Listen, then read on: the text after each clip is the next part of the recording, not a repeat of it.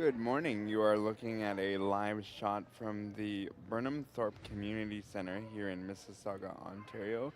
And we are here bringing you day one of coverage for the 2025 Boccia Blast, which is a national event for boccia. So we're here today. This is day one. And today what you're going to see is team and pairs play. So there'll be three games spread out from 11 a.m. till 4 p.m. Is the last game of the day beginning. And what we're going to start with here today is we're going to start with a BC3 pairs event.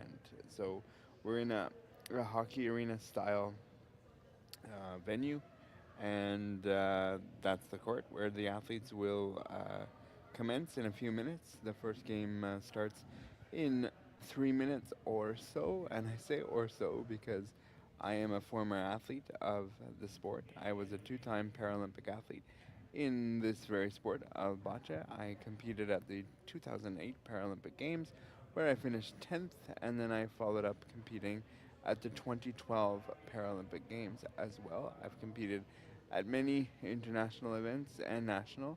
I competed at this very event that we're going to be broadcasting many, many times.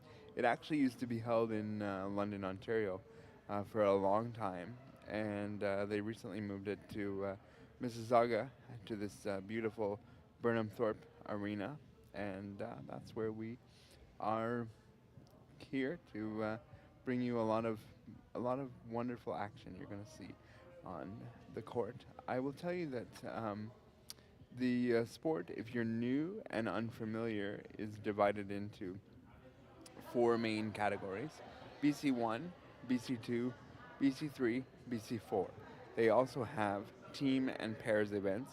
So they have a pair event that's BC3, which is two players versus two, and that's what we're going to see now. And then they also have a team as well, which we'll see later on in the day. But the classification is deemed based on your level of function with your disability. Most of these athletes have cerebral palsy and or some form of a acquired brain injury, and so that is what we get. BC ones and twos, they propel the ball on their own by throwing it. BC threes, they propel it with a ramp, which again you're going to see in a few minutes, and there's lots of intricate details with that as we go along, and as the game goes on, I will describe certain pieces of that to you. So as we go, if you're listening and watching, let me know where you are, and if you've got any questions, I'll be happy to answer them over the course of the weekend and the broadcast. And I'm running this ship kind of solo because that's what we're doing. I am next to my technical producer, who is Mark Aflalo. He's from Aflalo Communications, and he does a lot of this good work, and so that's why my voice sounds so good. We decided that we weren't going to put a camera on my face because I have a face for radio, and so lucky for you, you do not have to look at me throughout the weekend. Um, I guess I can tell you a little bit of my background more. I've been able to travel all over the world and experience many different things. I think my favorite event that I competed in, I was in Portugal in 2010, roughly, and I was the first athlete to compete in a double overtime. And the reason that is very rare is because at the end of a game, the game was tied, and so we played an extra end. And there's an X on the middle of the court that you'll see as we go through. And so if it's an overtime, the ball goes on the X and the end commences there. And at the end of the overtime, the game was tied because both my ball and my opponent's ball were touching the jack at the same time. So we had to play two of those overtimes, which is not often, or you don't see that. Usually you see it solved after four ends or after six, depending on which category is playing, but it was very, very unique. Competing all over the world as a person with a disability can be a bit of a challenge. You have to bring all of your equipment with you and all of your stuff that goes along with playing, and there's a lot of equipment and personal care stuff that exists. So these athletes do go through a lot of trials and tribulations um, as we go through. So what you're going to see over the next 4 days of competition will be quite something. What you're looking at right now will be the score clock, and that will be where the score will be identified in this first match that we will have. We have two players versus two, and they will each have three balls. And in the end, you have to let go of all of your balls within that 7 minute time frame that you see on the bottom of the score clock. Right now, you see the athletes commencing into the arena, so we will soon be getting going, and we'll see the athletes parade in as they do. What you'll see at first is the athletes will situate themselves in their boxes, and the boxes are associated by color. So if we look at the boxes in the other camera shot, which will come in seconds, you'll see there are six, and four of those will be used. So the first one, where you see that athlete pulling in right now, that is considered red. So he will be throwing the red balls. Then the next athlete will be throwing blue. Then the next one will be throwing red, which is his partner. And then the next one will be throwing blue. And each player gets to throw the jack ball one time. And as you can see, there's lots of little intricacies that have to commence. These players use ramps to propel the ball because their disability doesn't allow them to propel it on their own.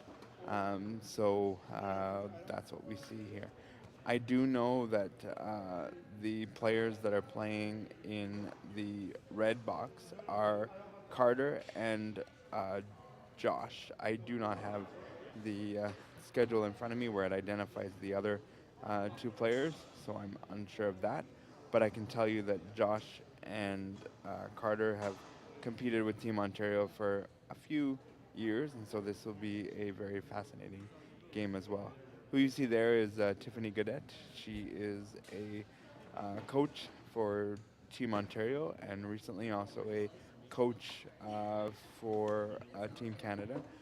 I'm not sure if she's acting as coach. I would suspect so, based on the type of event this is, and so you'll get to see the work that she puts in with her athletes. What you're going to see first is a 2 minute warm up, and then we will commence with the game from there. And so that's what we're waiting for. That is Gary Vandervees, who is in. Oh, you didn't see Gary Vandervees. I did, but you didn't. That right there is Gary Vandervees, who is a veteran official. His son won a bronze medal in 2012 Paralympics with his partner Marco Dispaltro.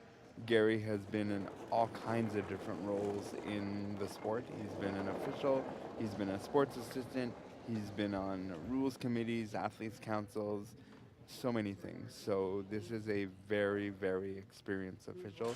And again, with all of the intricacies that are required with BC3s, you need somebody to be very understanding of what is supposed to happen and not supposed to happen.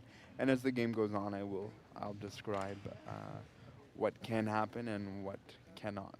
And you can hear through the ambience mic that some of the noise that occurs when the game gets going. It will be relatively quiet so that the athletes can focus on what they are doing. What you see as the game is progressing, attendants are walking back and forth. That's because the balls that they are not using must go in a different location so that you cannot use extra balls. You're only allowed the balls that you're allowed. There was a inspection process that we didn't see behind the boards that's been done fairly and effectively. And so Gary's just waiting until he gets the cue, and it looks, based on where I see Tiffany, you can see her feet with the ball. She's going to be in a coaching role in this situation.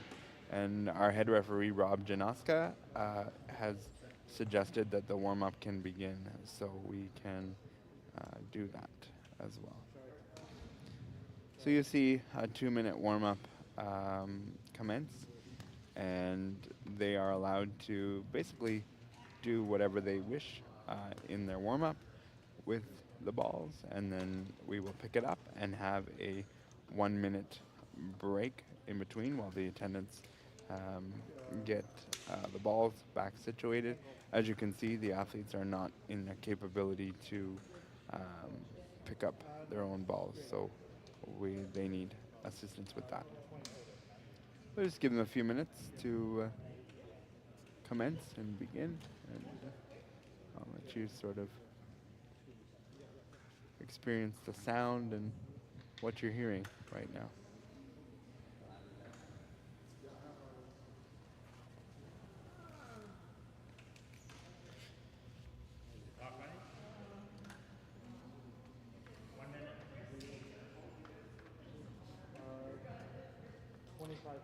So it's not likely that you will see the athletes use all of their balls in the warm-up, because it takes a lot of time for these athletes to propel the ball. And what you saw there is the jack ball, and that's your target that you will have to aim towards, but it's going to be sort of complicated right at this moment to describe it, so I'll do it as the game goes on.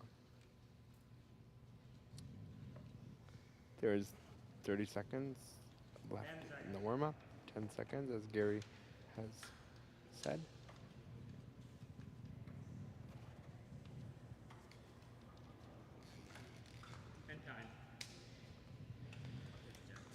So that is the end of the blue warm-up. When I played, you would warm up together, and that doesn't happen today based on the fact that COVID has really changed the way that things happen, in that the athletes need to give each other space. So each side gets their own warm-up time. So now you'll see red begin with their warm-up time. It's funny, I don't exactly know how they determine who goes first. I would have thought it would have been red that would have gone first and not blue, because red commences first with the jack, but there must be some sort of determination, which I will find out for later in the event and give you feedback.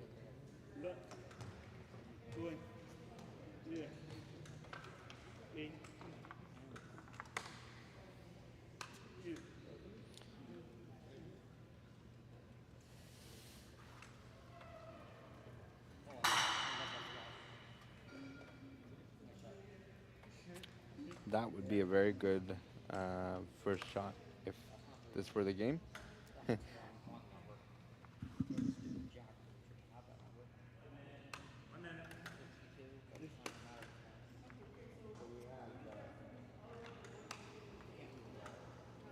We have Lloyd Davis and Joey Spittle and Josh and Carter playing against each other. So that's who you have in this matchup.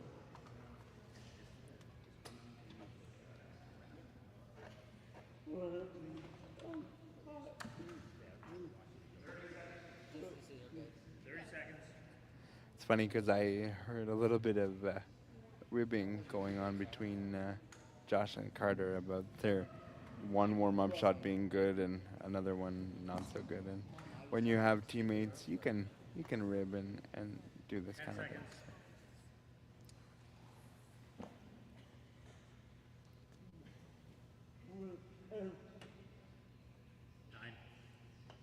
And time is now over, so the referee has indicated that they can go and get the balls, and then we will get started with the game. This is another one of those moments where you can speak with your athlete, give them kind of good luck, enjoy the game. We'll talk about it in more detail as the game goes on, because there's other points where the sport assistants can speak with them.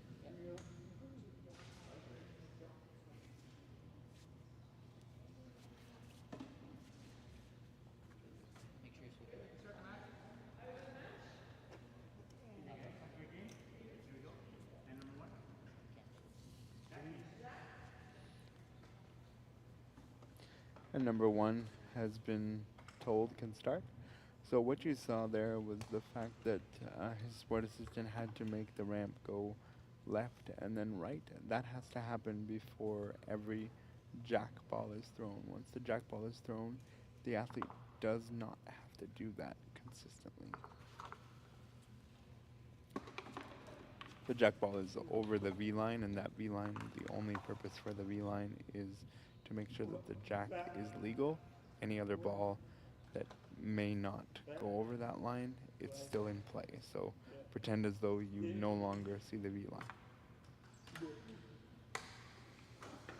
The person that threw the jack ball must throw their first ball as well.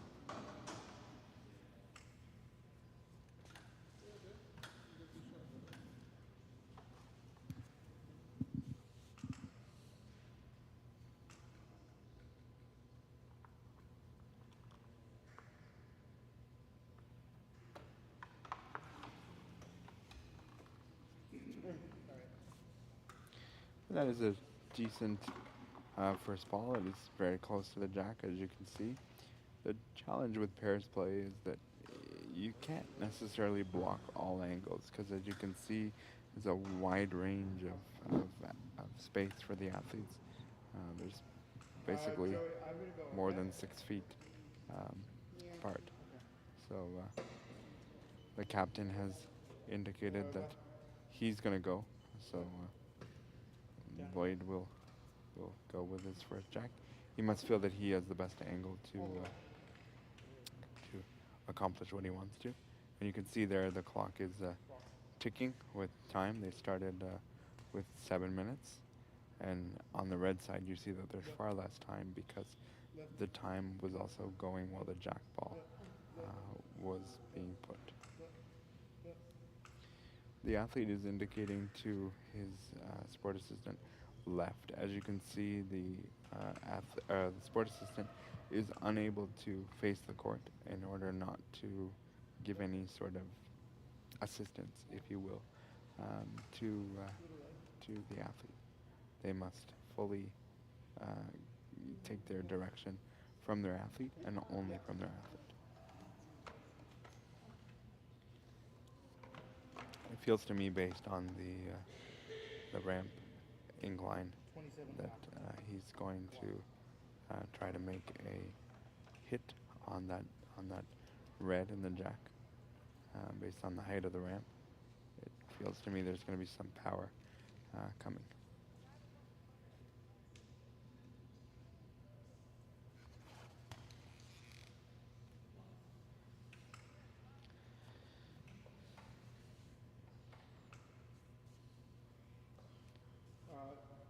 Joey, I'm going to go again. The referee has indicated that the red is still closer, but I also like that choice of shot, because now he's given himself a bigger target to aim at, because now you see the blue ball, the white ball, and the red ball, so it kind of gives you a bigger window to face. So I think that was a good shot.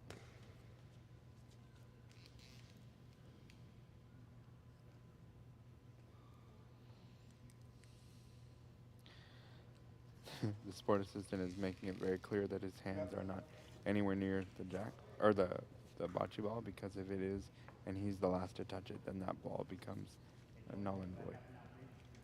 It appears that blue is closer. It looks to be right on the jack. The referee is asking blue to totally back away so that they have open space. This is not going against their... now it is. But they do give them a little bit of of grace to make sure that all the athletes move in an efficient manner so that the other team doesn't lose a lot of time.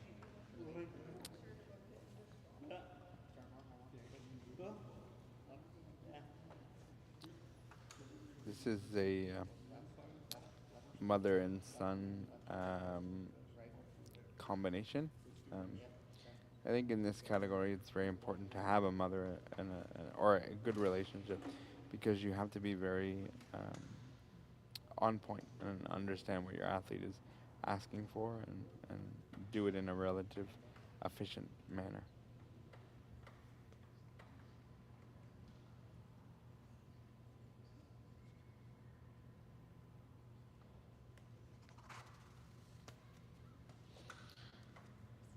He's he's broken it apart. I think there is some separation between the blue and the white. So now he he must feel like it's more open.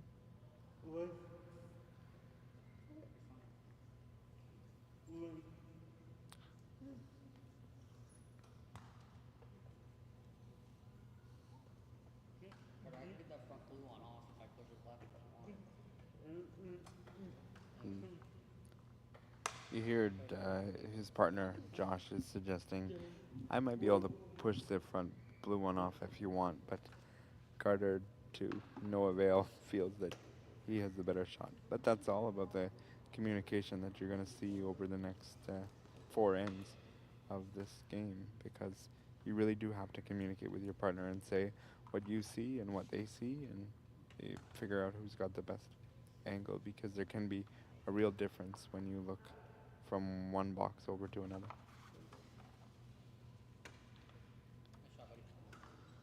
He has accomplished it and is now closer. Um, that would have been my suggestion, is sort of maybe ricocheting I it. can't see anything. Can you see something? Do you have a line?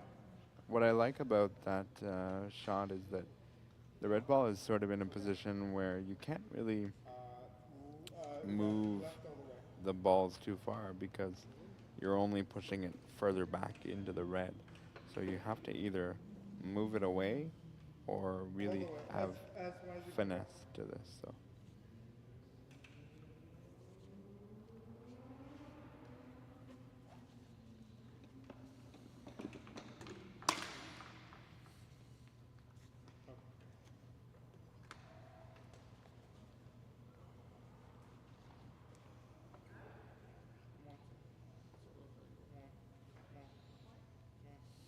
There. athletes have to be very clear in their what they want, because if the official feels that the sport assistant is helping in any way, shape, or form, that is not a good thing. Left. When you don't have the capability of using your words, you might have motions or noises that you may use, but it's all about you and your sport assistant understanding your form of communication. Interesting that um, a box um, two is 3 is deciding to go because he said that he didn't have much. So I'd wonder what he's up to here. As you can see, there's just under 3 minutes. 22.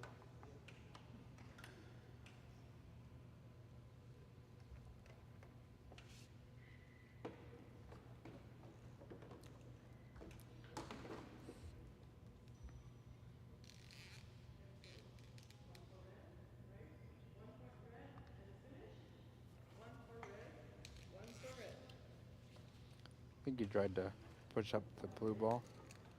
Now it's going to be really difficult because there's two sort of stacked on each other now. So if this did not succeed, you're going to have to use a lot more power to make two balls move forward.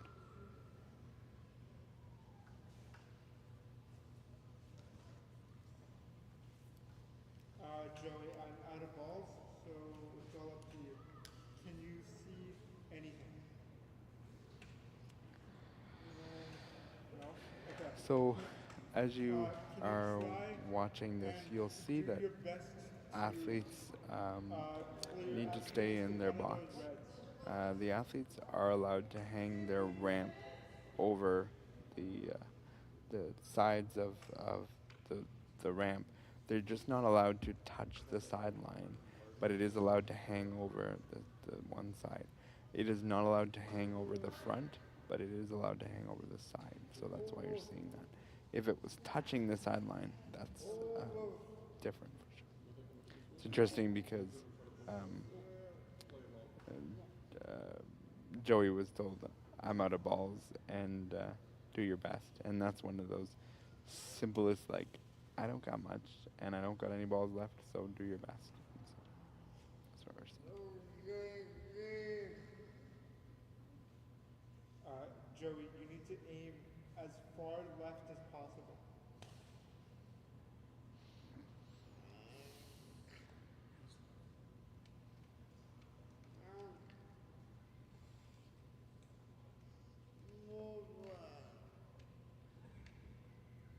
Like as far as you can go.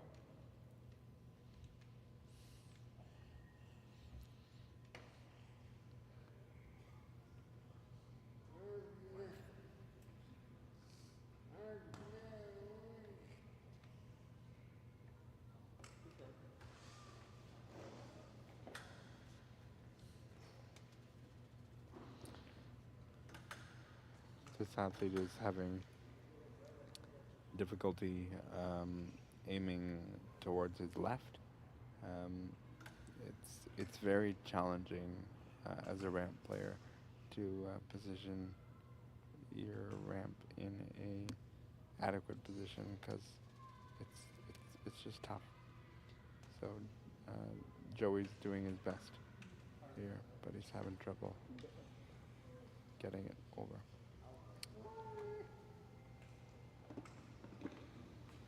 Both of the athletes now are going onto the court. They are going to communicate what they want with this. Let's take a listen and see if we can get. And I was talking too long, and now they're leaving.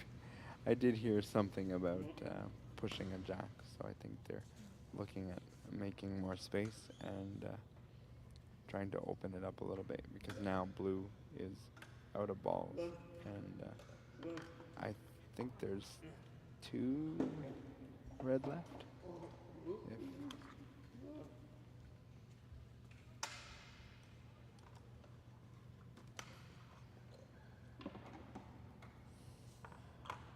If there's 1, 2, 3 left.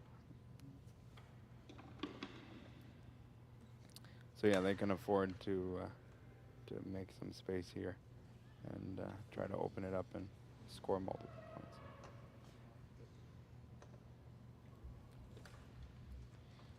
So let's talk about the height of the ramp.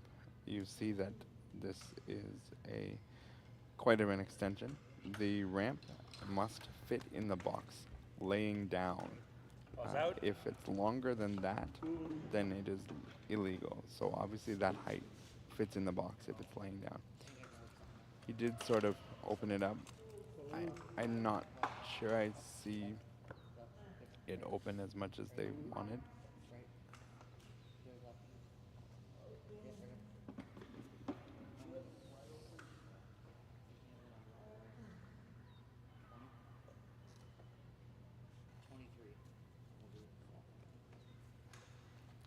I believe that Josh's sport assistant is also his mother. So you see the mother-son pair kind of working here as well.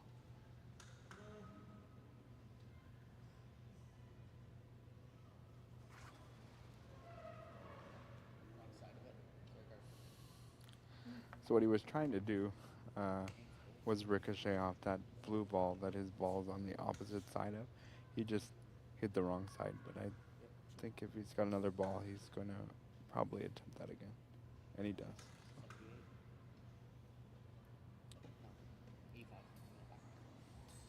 I think once we didn't see it open, um, they're kind of just maximizing the points as much as they can. And if Josh can sort of squeeze one in there, he might be able to score two, but it would be a very, very precise shot, which Josh is capable of doing.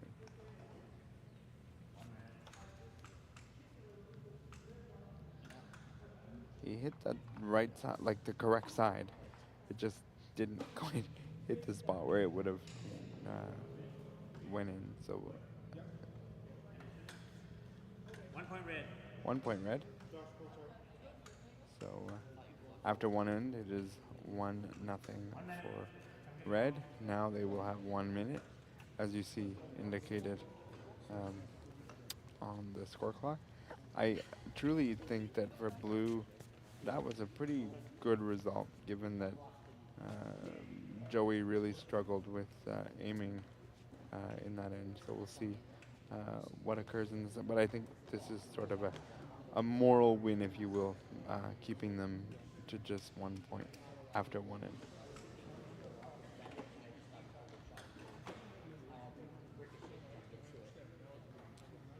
So in this game, you will see that players have 3 balls each that they have. That's for team and pairs. For individual, you would have 6, but because this is 2 versus 2, that's what you get. Now we will see blues jack. Each player will get the jack 1 time, and at the conclusion of 4 ends, we tally up the score, and that is who wins the game.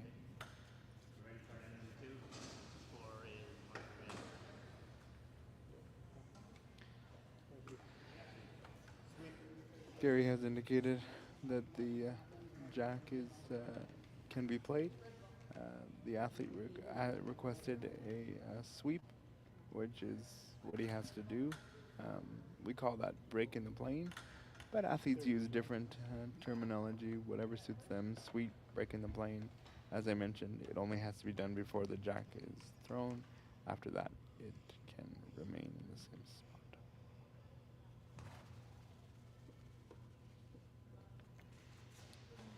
The ball is near the middle. We'll see how the first ball kind of comes out here. You'll note as we do this throughout this game, but throughout the weekend, that the first ball is really, really important. It kind of sets the tone for the rest of the end. And especially now that blue is down 1, first ball is important. I'm kind of surprised. I thought the jack ball would go closer to Joey, given that he struggled going away from him. I'm kind of surprised at the placement of the jack here.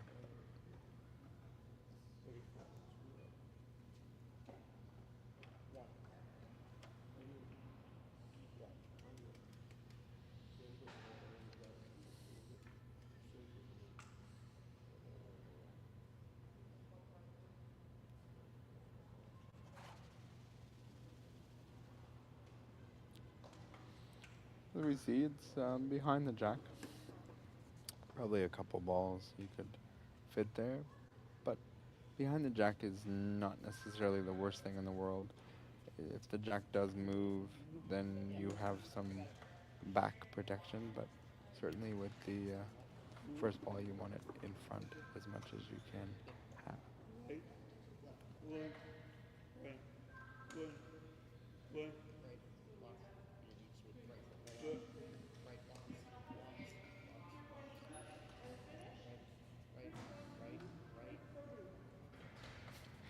Sometimes it's important to really indicate your rights and your lefts, because sometimes the attendant can get their rights and lefts mixed up, and I think that's what Josh was indicating.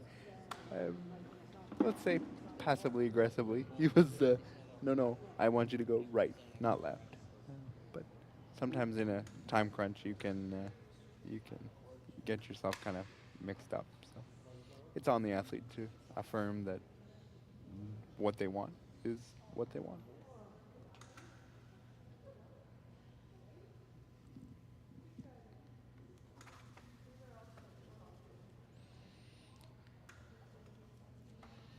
Looks to me that blue is still closer, and I am correct. Okay. What? Yeah.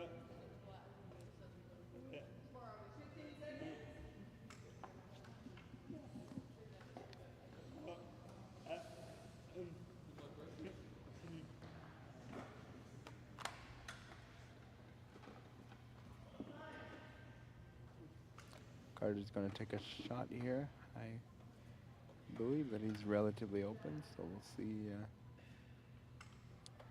what gets accomplished. You want to take control of the jack in as minimal amount of balls as you can. With the jack being as open as it is, you want to take control of this as soon as possible. I think that was done accidentally on purpose, because now the blue is further away, which means the red is scoring. But it is still relatively open, so I don't necessarily think that's what they wanted to accomplish as plan A, but sometimes you have to have plan B, C, and D to make it happen. Can you see the jack?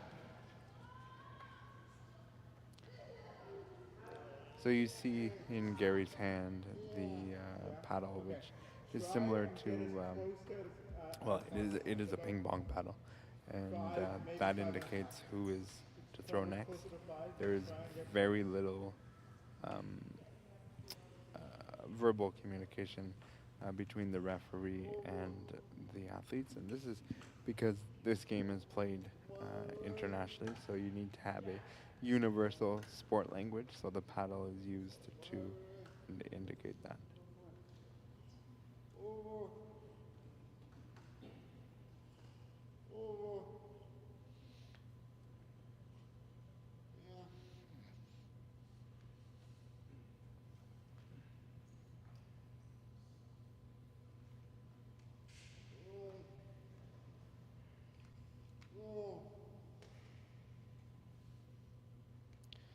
The real challenge in a sport like this one is you don't want to take too much time communicating with your sport assistant because you have a teammate, but you also want to take enough time Move your ramp all the way to make sure that it's in the right to the place. right.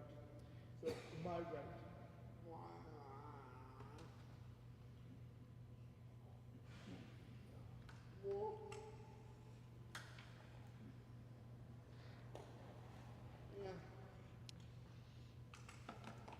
When I played, it was one of the things we often preached was you win as a team and you lose as a team, and that's sometimes tough when you know that your teammate might not be having the best day or the best start, but you really have to pick each other up. It's a long game as we're only in the second end of 4.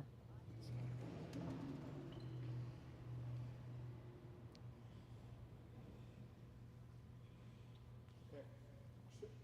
If you can, try and move it all the way to the left, because there's wide open on your side.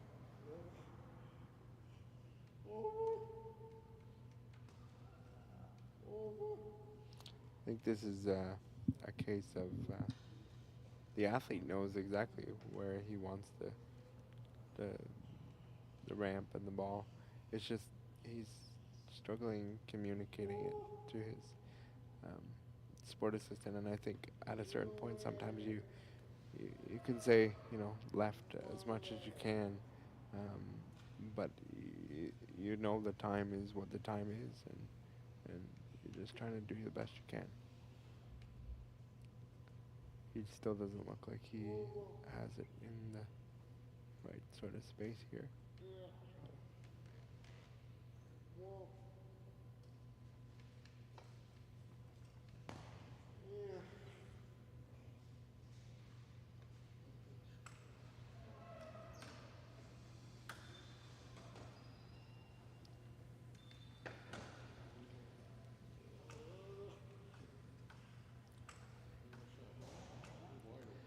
So I we I believe that the athlete is telling the sport assistant that he's going the wrong way, and the sport assistant is not understanding his cues. And so, when I mean that the athlete is just getting frustrated, then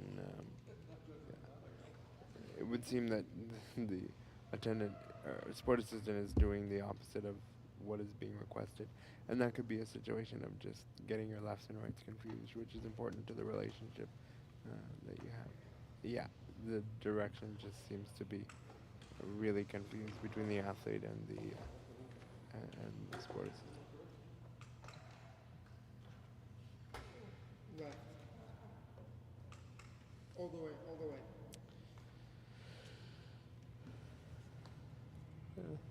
I can sort of hear a frustrated tone coming out of this athlete, which Yeah. makes sense. I don't Tiny necessarily left. think it's frustration in any way, shape, or form.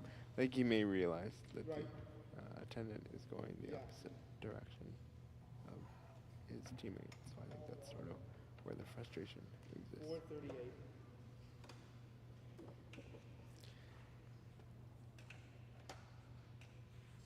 This athlete must have some kind of number mechanism to tell the sport assistant what he wants to accomplish. 30 seconds. The jack is still very, very open here. If we don't get a blue ball in there, then we could be looking at a six-pack, which is scoring all six of your balls. It's not a box of Pepsi that I'm talking about when I say six-pack. And that may avoid the six-pack, but these athletes can make the most. I would suspect that we're gonna get a pretty big score here. They're coming out onto the floor. Let's take a listen to conversation. I can get rid of blue and stick. Wow. Josh is coming out with specific directions, saying, I'm going to get rid of blue and stick, which means he's still looking for the six-pack. And we'll see if that gets accomplished. I'm going to be fascinated if he moves the blue and still sticks. I might actually applaud if he if he does that. I'm gonna have to tell him after the game that I not that I doubted him, but his eagerness was on display there. I can do this, and I think that happens when you see an open jack.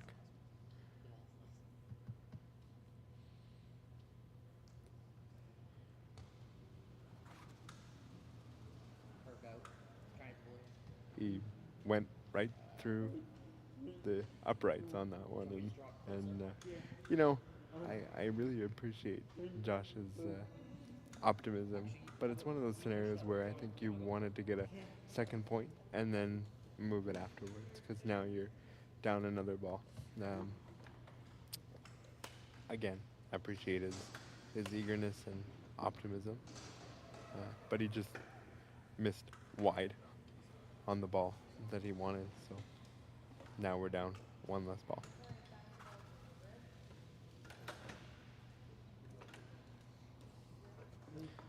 Now we would be scoring 2. And I think now your best option is just draw in as much as you can, because if you're going to go attacking the blue ball, you're also going to... Wow. The referee still signaled one blue. Angles can be very deceiving from certain angles. Unless you're standing over top of it, you don't necessarily have the perfect angle. So that's 0 for 1 for me on guessing who is closer. I'll keep relative tabs to see how many I'm right versus not.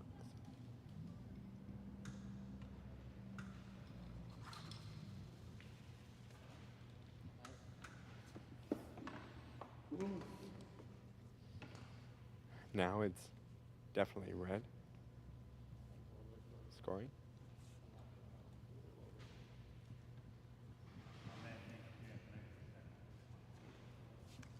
the referee told one for sure and measure for the second point. Make sure three. Yep.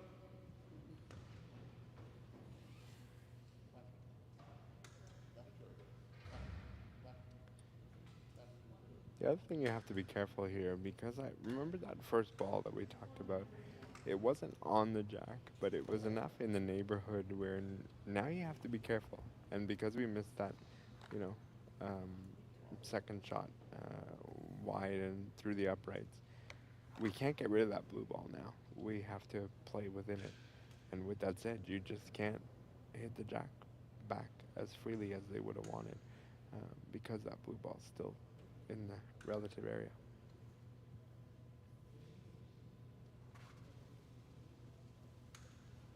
Yeah. Now I don't know what we're at because the jack did move. Did it move closer to the red? Did it move closer to the blue? Gary is going to need to measure this. Come on this side, come to me on this side.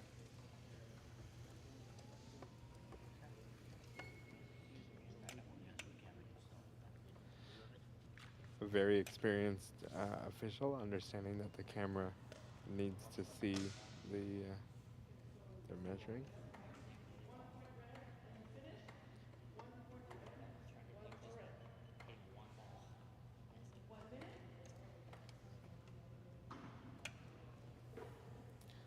You see there's only 2 players out here, and those would be the designated captains. You don't need all 4 players to determine. One blue or one red? This is blue measurement here. One red, outside. Okay, two red. Looks like we have 2 red, as you could hear.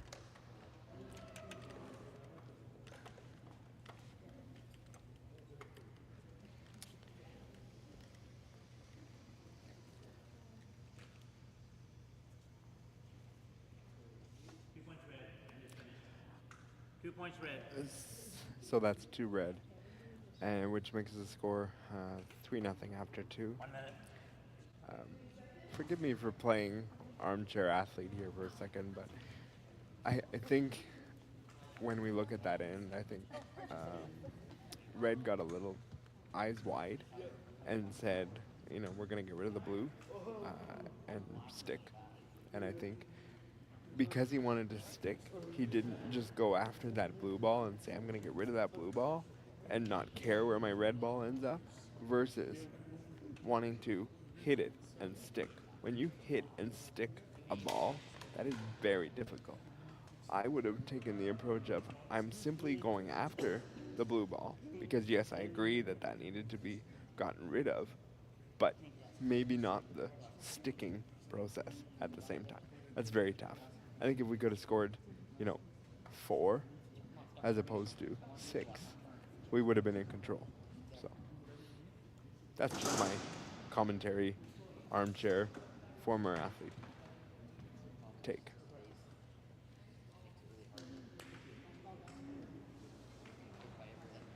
Yeah.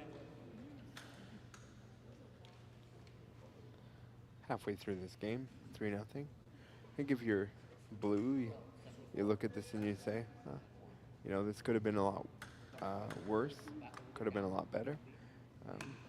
I wouldn't say that blue's thrilled, but I would say that they're in a better position than how they would have anticipated the end Time. So here we are. Third end. going. Score is 3 for red. You're blue. Or just do it just in case.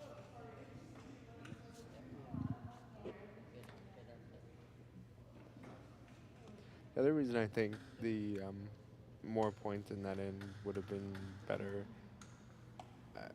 maybe getting 3 or 4, because points matter in a round robin, and so points for, points against really do matter, and so I think I would have taken the approach of get as many as I can, move the blue ball as far as I can, as opposed to hyper focus on, no, I want the ball that I'm throwing to also score.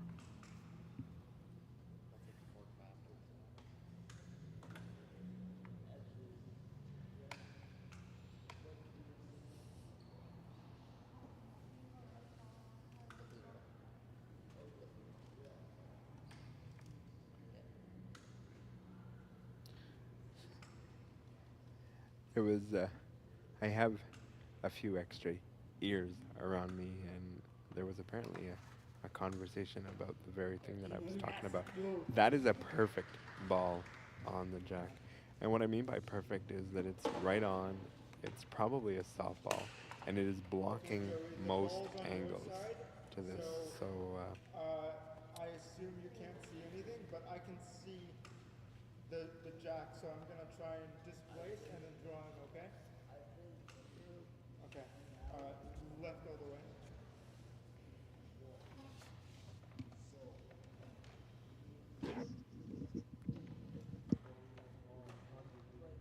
Up.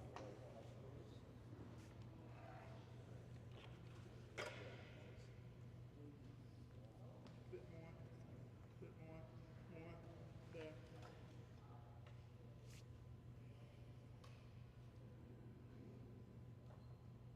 on further confirmation, the conversation between the athletes was confirming that the athlete in the further box, Joey, is not, his directions are not being translated to his sport assistant. And I do think this is a challenge with a sport like this, is um, you have to have communication, and that's sort of what we're seeing struggle out of Joey. And if you don't have the same sport assistant time after time, it's hard to build that rapport that you need for communication.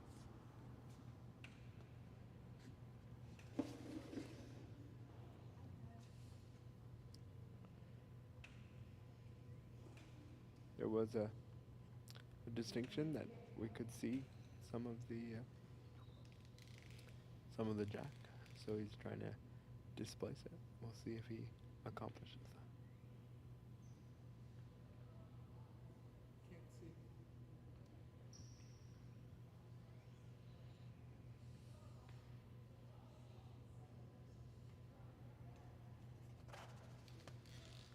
Very nice. It is open Okay. now, Joey, I'm gonna try and draw in. Okay? and he's telling his partner that I'm gonna try and draw in. Um, that's perfect. Like, if you can now put your jack or your ball on the jack, you'll be in good shape. You want to take control of the jack as quickly as you can, and so far, um, Left. he's accomplished the beginning of what he wanted to do. He always knew that, like, I'm not going to score with this ball, but I'm going to make something happen, and he's done exactly that. Up. Up. Up. Up. Up. Up. There. The directions are coming very fast and very furious from this athlete, just understanding the score of the game and the time that he needs.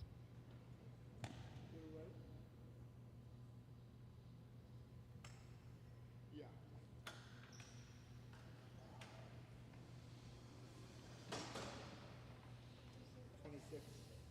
Two. So there's two different directions he's giving. There's a number, which he referred to as 26, which must indicate somewhere on the ramp. And then the number 2 is the ball that he wants. Most athletes have their balls labeled 1 through 6. So he wanted the number 2 ball. And that right there is a perfect example of what just happened. He separated it and then gained control immediately after that. And now red has to do something with the situation. Ultimately, you want your opponent to throw as soon as possible. And to me, that's as soon as possible as you could throw 2 balls, 2 perfectly executed throws, and that's where we're at.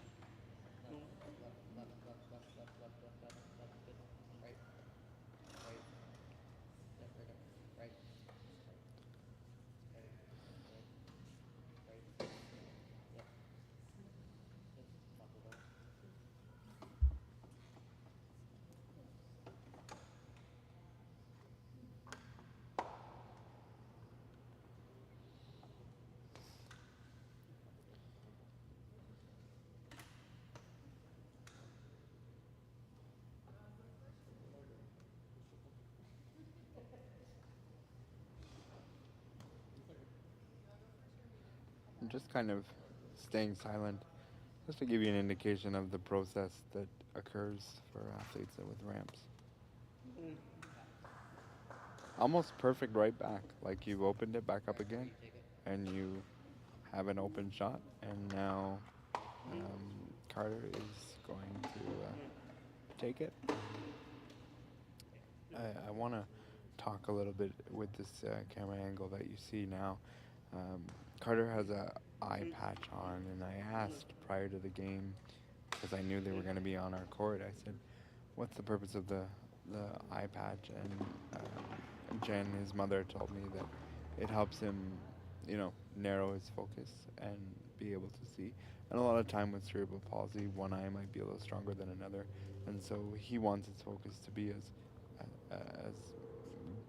good as it can possibly be, and so that's the reason for the patch, and not so much as we joked prior to the game to look like a pirate. So, little bit of frustration coming out of Carter on that one. I think, again, it's one of those scenarios where you see the jack and it's open, and it's there for you, and it's like, I'm gonna make it, and then you don't, and so that frustration can sort of come out.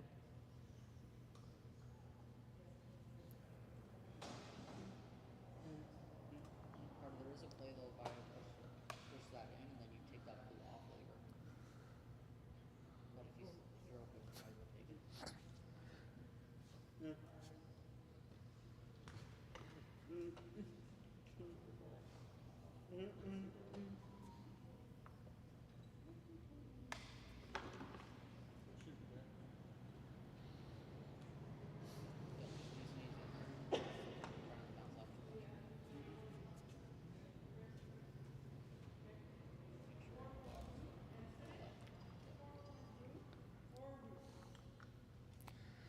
Josh and Carter actually both really started this game together and at a young age, so they've been kind of growing up through the sport. And you see that support evident in the shot that came. He came out with a very attaboy, which is obviously a good shot. And as you can see, Okay, Joey, same thing as last time. It's on your side. So I assume you can't see anything. So I'm going to try and displace, and then you draw in, okay? Okay? Okay. Awesome.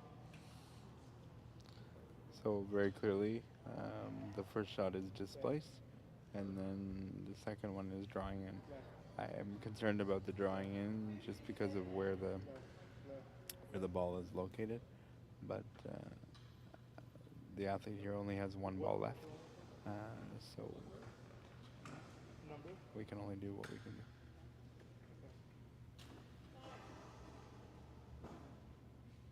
Up a bit. There.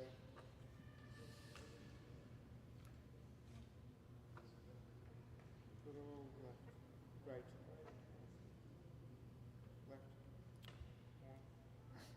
Sometimes even the athletes can get their lefts and rights confused, and as the sport assistant, you're kind of looking, going, okay, which way did you mean? You just said left and then right, so. One all the way. You have your own indications that you use. He said All the way. one all the way, and he's doing it again. So that must mean something to him, which I would suspect means that he wants it at the top of the ramp. And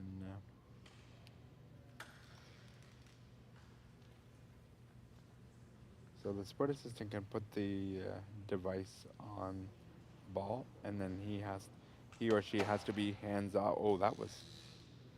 Did it hit off something? It took a really bizarre bounce.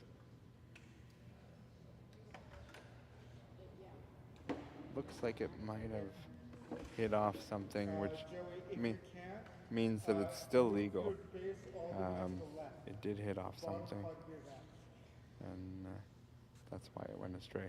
We haven't seen those kind of shots from him in these games, so I feel like something went astray, and you did definitely hear a clunk in the Okay? ball Now, rolling. I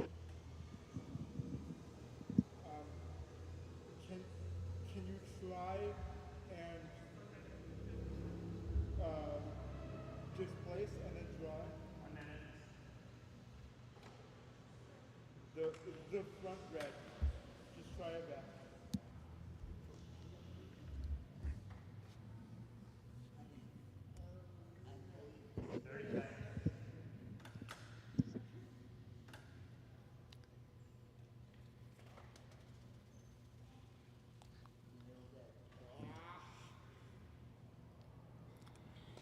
Again, Joey's having significant trouble uh, with aiming, and I think he knows that.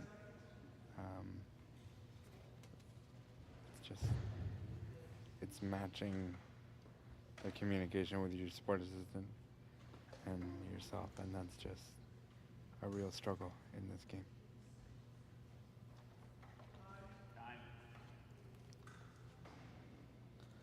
Time has elapsed, so that ball that was going to be thrown is now a dead ball, and that will go into the dead ball tray, which apparently is new and looks really good. When you normally you would just have balls on the side when it's off the court or what have you, but it's in this nice little fancy case that they now have, which apparently was 3D printed. You can see it in that shot there. So that's where that dead ball went. Yeah.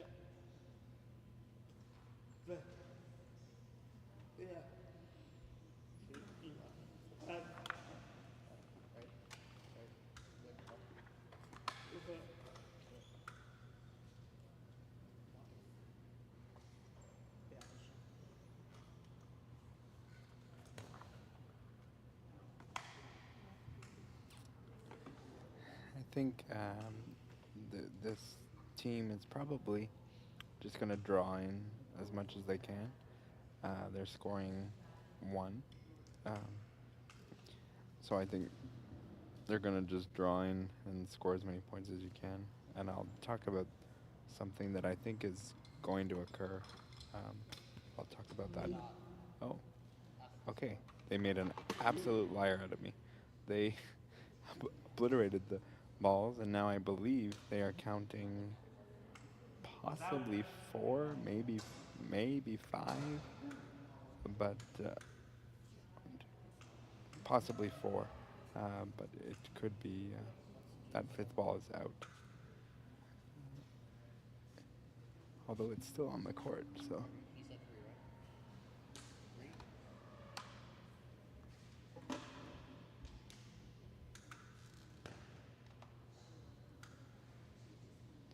Looks like they're counting 3 right now.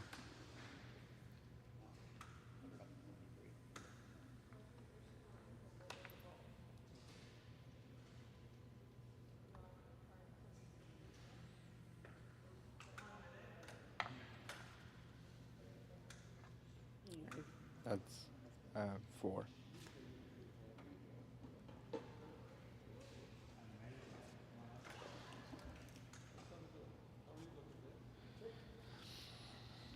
I'm gonna guess that we are laying.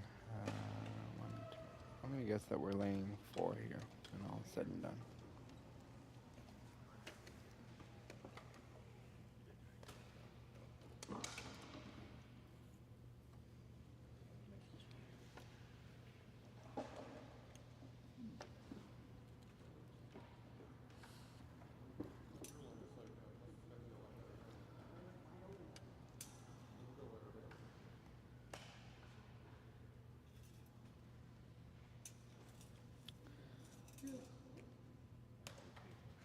Three only.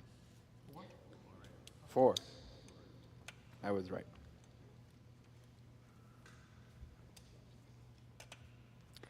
So, you may be asking yourself at this moment in time, 3 plus 4 equals 7. And it does. And so the question now is, why are we going to play the 4th end? Because they cannot score the same amount of points that they would need. And the answer to that question is twofold. First of all, there could be a penalty awarded if there's a player with the ramp on the line or what have you, that could indicate 1 point. The second reason is that plus minus is a thing in an event like this, and so both situations want to score as much as possible to make the deficit less, so that when the game is over, instead of it currently being a +7 for one team and a -7 for another, you want to bring that in a little bit closer. So that's why we're playing the fourth end. There's no mercy rule, and so we're going to still play the fourth end, but I would bet that red is going to be in control here. I don't see any penalties coming. I don't see any wide open jacks. I think red has got this well managed.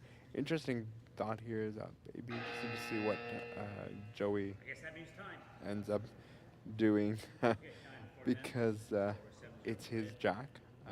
So he gets to place it where he wants to, and I think that will help him in have a good end because it's where he placed it.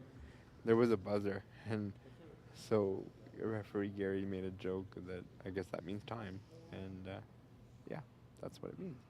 So we're going to proceed with fourth end here.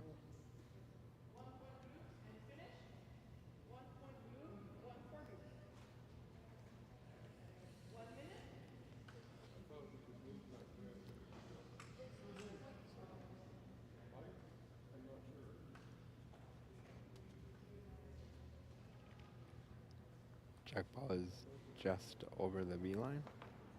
Again, that V line now doesn't mean anything for the remainder of the end because the jack ball was put over it.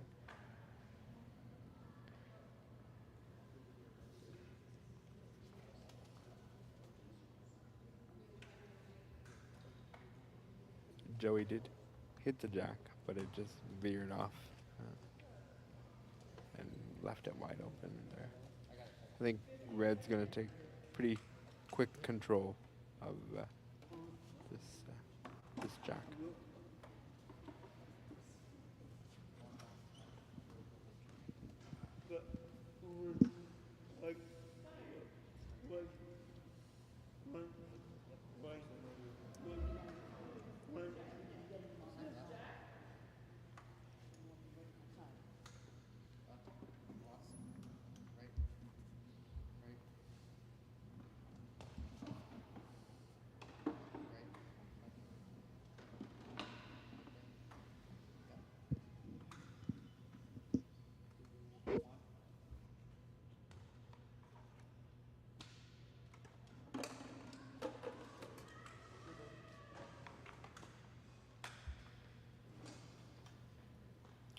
You could have really gone with either player, but I think the reason we've gone with Josh is because Josh is physically closer to the jack than his partner, and so you often want to take the quickest and closest route to the jack to take advantage of it, and that's in fact what they've done.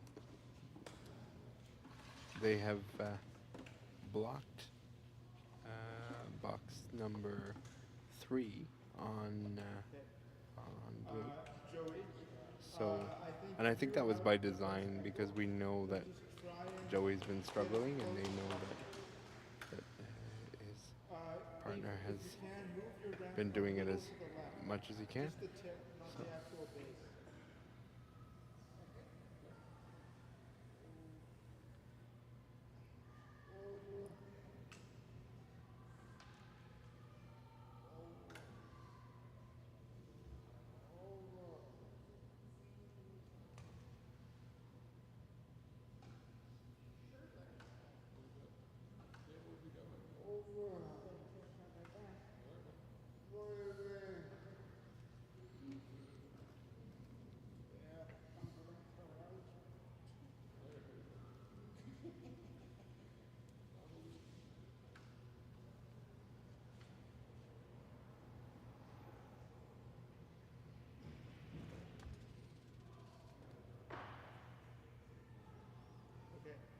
Joey, move the tip to the left.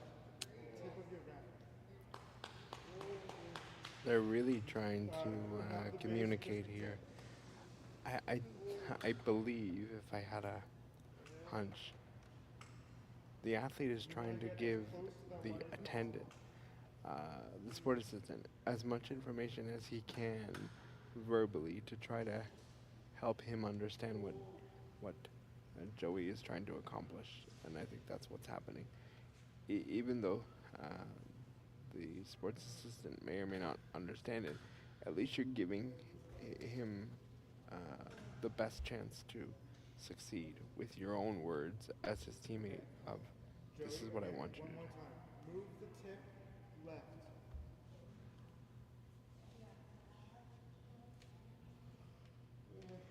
Oh, sorry. Oh, my bad. That's on me. I didn't know you were at balls. There. Right. A little bit of miscommunication that his Ramp all the way. partner was out of balls, but that's okay. Happens. As far as you can go. Long game.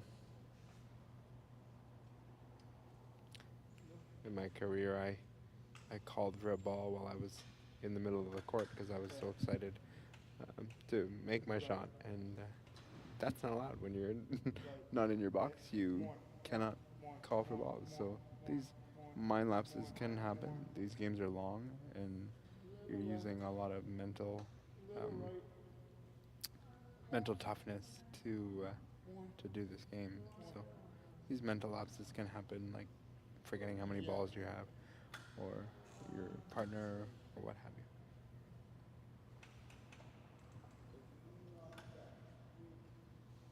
One.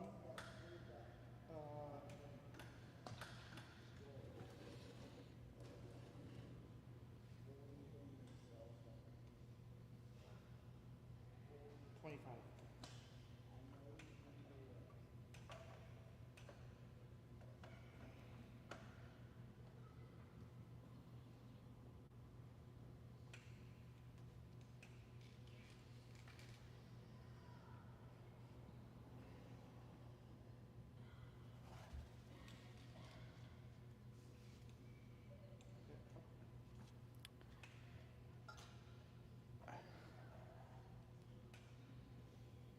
I think with that shot, what we're looking at doing is just minimizing the damage that can be done. We know that Red is gonna win this game. It's a matter of by how many, and I think he's realized. Listen, I know I'm not gonna get enough points, but I'm gonna limit the damage as much as I can, and I think he's succeeded by doing that.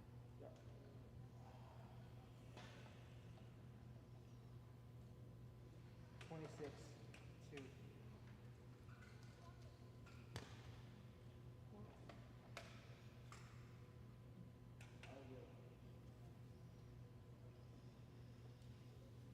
Box.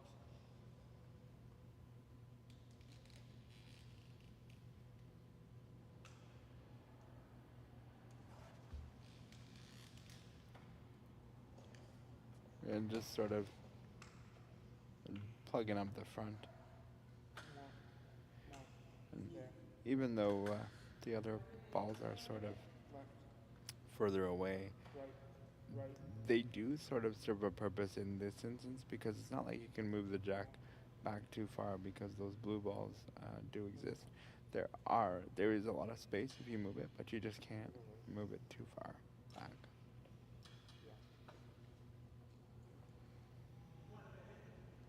1 minute.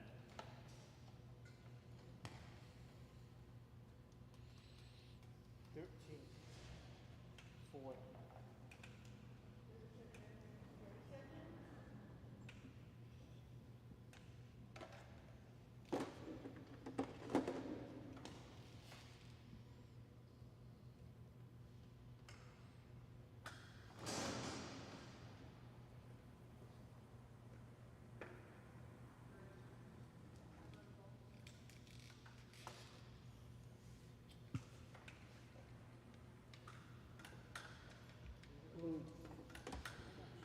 Red is now gonna play. I do wonder if they're gonna go get more points or not.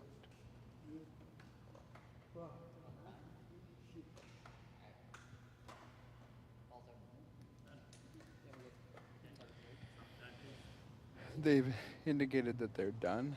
They do not have to throw their balls at the situation. I think that they looked at it and said, we're probably good where we are. It's 8-0, and that's where we're going to end. The referee will definitively finish it. 1 point red. He will show the score on the paddle.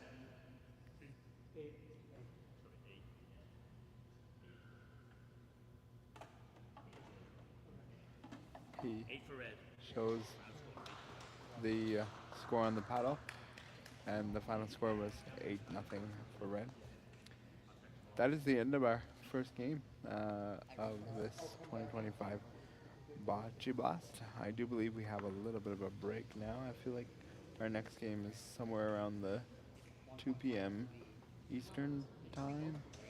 I'm going to get confirmation of that in a second, but we'll be around all weekend, and I think that was a good start to the competition for Carter and Josh. Yes, in fact, we will return back at 2 p.m. I will come back probably about 5 minutes before that. So join me at 1:55. Until then, be safe, and we'll be back.